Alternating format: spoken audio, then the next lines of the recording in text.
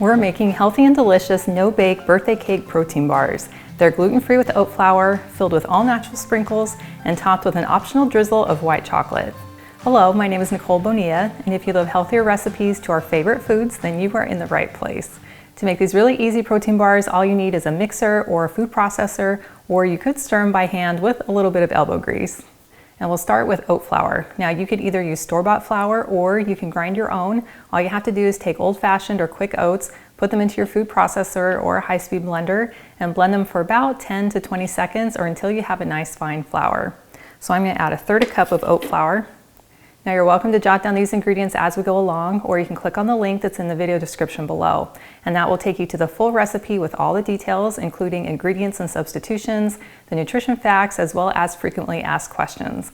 And I include some additional flours that you can use instead of the oat flour, as well as instead of using protein powder. And next we're going to add 1/2 cup of vanilla protein powder. And this is my family's favorite because it's all organic and it's naturally sweetened, and we really like the flavor of it. And I did include a link below if you'd like to check it out. Next we'll add 1/3 of cashew butter. You can use any nut butter that you like. And for additional protein as well as some moisture, we're going to add 3 tablespoons of Greek yogurt. And for sweetness, we'll add 2 tablespoons of maple syrup and 2 tablespoons of some ground flaxseed and 1 tablespoon of coconut oil, 2 teaspoons of vanilla extract, and 1/4 teaspoon of almond extract, 1/4 teaspoon salt. And then we'll put on our lid and blend this on high till we have a nice soft dough.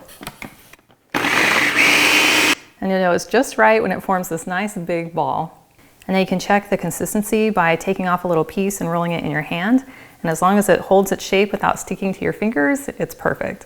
Now I didn't want to add the sprinkles to the dough before we blended it because I didn't want all those sprinkles to get broken up into tinier pieces. So I found it works easiest to just fold in the sprinkles after the dough is mixed. So I'll just drop it into a bowl and then just kind of spread it out with my spatula. Drop in 2 tablespoons of sprinkles. And I really like using these all natural sprinkles because they don't have any artificial ingredients, including artificial food dyes. It's all natural. I've included a link to the description below if you'd like to check these out. And then you can just take your spatula and fold them right in. Or you can just do it by hand, which I think is a little bit quicker and easier. Now you could just take a cookie dough scoop and then roll these into balls and enjoy them as little energy bites.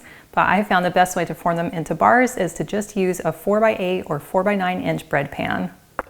And I'll just line it with a sheet of parchment paper, fold up over the edges, and then add our dough.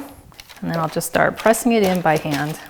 Now, if you could use more healthy inspiration on a regular basis, I invite you to join my email list. All you have to do is click on the link in the description below, and that is the best way for us to stay connected.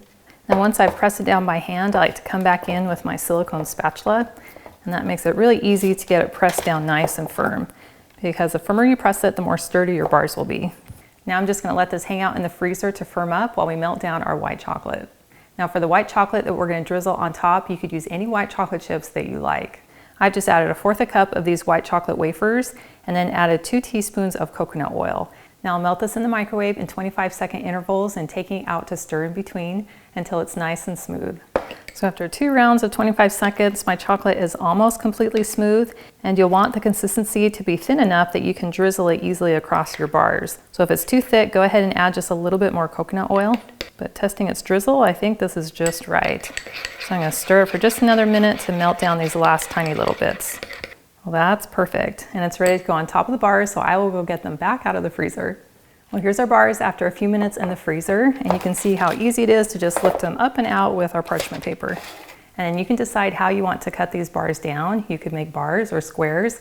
I'm going to go ahead and cut it into 6 bars. So I'll start by just cutting it in half and then cut each half into thirds. Now we could just drizzle the chocolate over the top, but I really like it to kind of seep down the sides of the bar. So I'm going to go ahead and put a little more distance in between the bars. So I'm going to spin these around 90 degrees on my parchment paper, and then it can catch any extra chocolate drippings. Now I think it's really fun and aesthetic to have some sprinkles on top of the bars in that melted chocolate, but you'll need to have your sprinkles ready so you can sprinkle it on top as soon as you drizzle your chocolate. So I'm going to add a few more sprinkles to a little bowl here, and then get a little bit of chocolate on my spoon, and just drizzle it back and forth. Make sure it hangs over the edges. And then come in with my sprinkles right on top to get into that melted chocolate. And to make it even extra tasty, you can sprinkle just a tiny bit of some coarse sea salt while that chocolate is still melted. And then we can repeat for the rest of the bars. Well, those look great and they're ready to go into the fridge or the freezer so that they can set completely. I have a batch here that I made yesterday and then stored in my freezer because that is my favorite way to enjoy them. Crunchy. That is delicious. As soon as you bite in, you get that soft but firm texture of the bar, and then you get the little bit of crunch coming in from the white chocolate and the sprinkles. I love the depth of flavor you get from the oat flour and the cashew butter, and I love the flavor of this protein powder. But what I love most is that it's made with clean, natural ingredients. Well, thank you so much for hanging out with me today in my kitchen. I have included the link to this full recipe, and it's in the video description below. And that will take you to my website, gentletummy.com. And I also invite you to like and subscribe to my channel if you haven't already. And I cannot wait to have you join me again in my kitchen.